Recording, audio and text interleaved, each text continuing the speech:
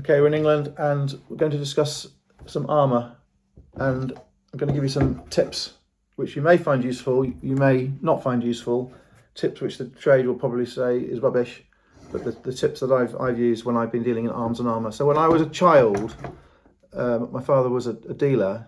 He's still alive and he's still a dealer, but he was a dealer in Warwick, and he was very keen for me to collect things. So when I was a very young child, probably under 10, he started me on a collection of Wedgwood, and once I had enough of that to sell as a job lot, I sold it to another dealer in Warwick down the road, who bought it off me really as a favour to my father. And then I started another collection, and then the other collection was a collection of cloisonné, Cloisonné,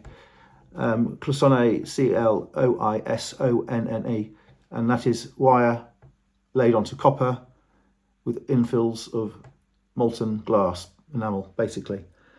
And that I learned the distinction between champlavé and cloisonné. Champlavé is where the cavity is excavated. And then I sold that lot as well, got bored of it. And then I got onto armour and arms. And when I was 16, I was very lucky because I said to my father, "Can I have a suit of armour for my birthday present?" And he said, "Yes, what do you want? Which one do you want?" So he took me to Stratford-upon-Avon, and he took me to Robin Wigington, who was one of the best arms dealers in England. When I say arms dealer, I mean antiques arms dealers. And he had a shop in Stratford-upon-Avon, which was 2 floors and a workshop. And in the shop, he had a lot of arms and armour. The bulk of the armour he had was was part of the collection of the Tipu Sultan of Mysore, which was the stuff that the English took from India after they defeated the Sultan of Mysore, Tipu. And there were swords with lions' heads and jewels, and there were spears, and you name it. They had much of it that has been sold since by the son family, I should say. And he also had a real suit of armour belonging to Philip II of Spain, which was one of those blued suits of armour with a visor and a peace cod with the gold stripes with the engravings, which was worth millions even then. That was in a glass case. And he had a lot of filler stock. And when I say filler stock, I would describe it as later stock. He didn't have a lot of World War II stuff or World War I stuff. He had a lot of ordinary Indian stuff, spears and lances and round shields. He had a lot of Arab stuff, cooler cuds and shields with spikes on, and chainmail, and odd-shaped daggers with handle the wrong way around, and the wavy Christ style daggers, and the tulwars, and he had some Japanese armour, which is made of wood and paper mache, and he had some English armour. So I said to my father, "Will you buy me, please, Daddy, this English Civil War cuirass with a lobster pot hat?" So he said, "Okay." And he bought it for me because he knew I would vest it and at some stage sell it. I did in the end sell it and bought something else. So he bought me for my 16th birthday present a cuirass front and back plate. The front plate was slightly bellied, slightly piece cod with a proof mark, a musket ball shot into the front of the belly of the item. And in English Civil War armour, you want to see a hole in the armour which hasn't gone through to show it is musket ball proof. This isn't the one I'm talking about, it's another one. And this was engraved, and they had a hat which was not necessarily matching. It was a lobster tail hat with a sliding visor and a peak to it, and the ridges running up to a finial. A lot of those English Civil War cuirasses and hats are actually not English, because the Germans had the same hat, and in that area, when I say in that area, I mean all over Europe, there was a similar or nearly identical lobster pot hat. So obviously I was charmed to death by having a suit of armour, and I added to the collection guns, flintlocks and percussion cap guns, and matchlock guns. The matchlocks I had were Indian ones, and the tulwars, the Indian swords, and English swords with shark skin and brass, and air rifles and all sorts of stuff. So I had a fantastic time. You can imagine the fun I had. and if I could sell them at a profit, I did. So that was really where the business, my business started. And it was really amusing to go into the bank when you open a bank account and say, "What do you do for a living?" and say, "Oh, I'm an arms dealer," just for fun. But that was what I was doing while I was still at school on the side. So very occasionally now, I do pictures now, but very occasionally now we get armour. Now this armour here is not old armour, it is reproduction armour, but it was reproduction armour in the late 19th century. So when you're looking at armour, you've got to be aware on the market there is genuine armour, period armour, which means armour made when the design was current.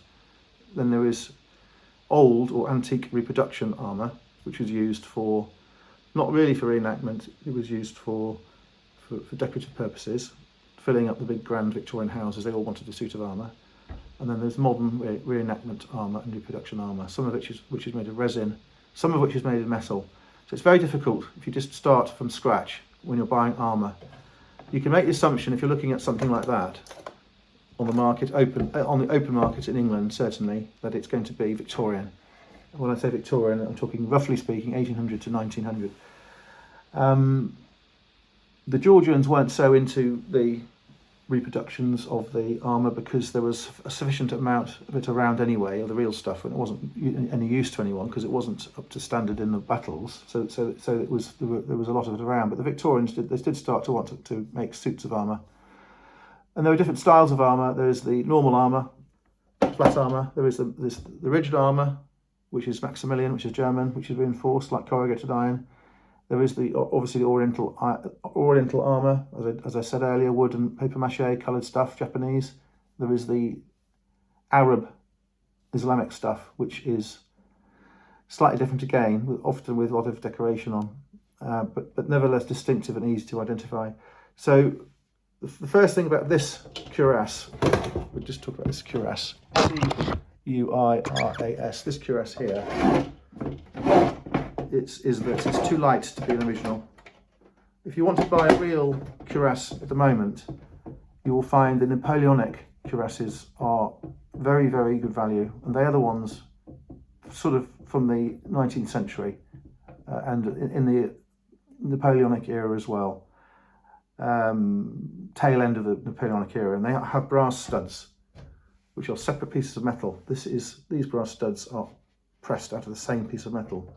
You'll find that the Napoleonic ones, French ones, are heavier on the front, and there will be brackets to hold the strap from the back. This is just not strong enough for a proper cuirass. So there are things you can look for. You'll notice that cuirasses nowadays, if you look at the household cavalry in England, they have these as well now for parades, and you'll notice they're chrome plated, they're not polished steel. And you'll also notice if the soldier stands up, they only come to the upper gut, because the cuirasses were usually used on horseback, and you had to be able to sit down. So there's cuirasses for cuirassers, and then there's other types of armour where the armour would extend down the flanks, down the legs, to the knees, to the ankles, to the greaves, to the lower legs, and obviously down the arms as well. So you'll see there's different amounts of armour, different styles of armour, origins and ages. It's fascinating stuff. Decoratively, they don't suit everybody. I think to have this stuff, you're better off live in a very big manor or castle, because otherwise it doesn't really work decoratively. This is articulated, and this is made just like the originals, but it's not an original. It's a Victorian copy. The linkage is too simple, and the linkage is made of leather, which it would have originally been, but it's too basic. But you will sometimes find in reproduction armour that the articulation is moulded into one piece of metal, and that will show you, if you're not sure, that it is definitely not a real thing. Some of the reproductions like this one have great detail. These are rivets, which are fantastic, and there's a wonderful hinge on the arm where you can get into the arm, get your hand into the arm, but you have to pay attention to the clips and how the interior is to see how it would have felt to wear This is another giveaway. It's not original. I don't think that has been added. I think that was how it was done when it was made. So we're just talking about armour. We're just talking about the basics of buying armour nowadays. The French cuirasses I was talking about are around €800 for the front and back. You can buy a front piece for €400 or €500. We've had lots and lots of them, even recently, and they are superb items. I hate to admit, being French, superb items. I think very, very cheap. A breastplate only can go on the wall. Look fantastic. A back plate can go on the wall. People will assume it's a breastplate if it's hung on the wall, but it's not a breastplate. It's a back plate. So it's quite hard to display them if they're not on the wall. People make stands and stick a helmet on them, do various things. These came from a stand of armour, which we broke up because the hat was a good hat, which decoratively sold for a lot more money than it would have done if it was chucked into a set. So we've divided this set up, and the stand it came on was French. So I think this was from France, this set. And if you said to me, what sort of armour does it represent? It's very hard to say. I think it looks like continental armour. Now that's a big expression. It could mean anything really. This, to me, looks fairly French. It's rather like these Napoleonic and early 19th century cuirasses I was talking about. This here has a more of a medieval look to it. But the armour is fascinating once you start looking at it. Chainmail, the armour, the plate armour, the parade armour, the dress armour, the battle armour, the horse armour. And there is a dealer in London who has been selling this stuff as a speciality for 40 years, who has got the most wonderful stock you just wouldn't believe. Armour from the 1400s and 1500s. The problem with guns now is you can't easily sell guns online unless the recipient has the right paperwork and indeed the shipper. Even the non-firearm guns, the muskets, the useless muskets, and the percussion weapons, which used to be able to just sell to anyone, you can still sell them to anyone, but posting them is a problem.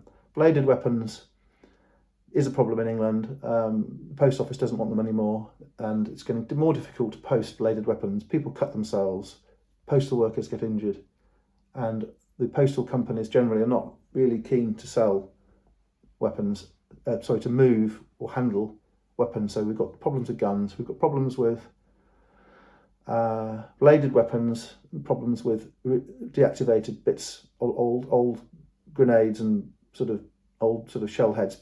People freak out if you openly tout them in England. The auctioneers are nervous. They will sell them, but they're nervous. The postal people really are not interested. So I don't have any bladed stuff or any guns at all. We just occasionally get a bit of armour in for decorative uses, and I think unfortunately down the line it's going to become even harder to sell bladed weapons of any description or any age, and it will be even harder to sell these old guns. And in fact, I think they're falling in price really fast. It's rather like ivory. Only this week in England, they've placed a ban on marine ivory. It is virtually impossible to sell it. You can sell it with a license, you can sell it under certain circumstances, but increasingly it's getting more difficult to sell. But I think when it comes to something military, which is not bladed or a gun, I think that you can still collect it without any problems down the line. Okay, hope that's been interesting. Thank you.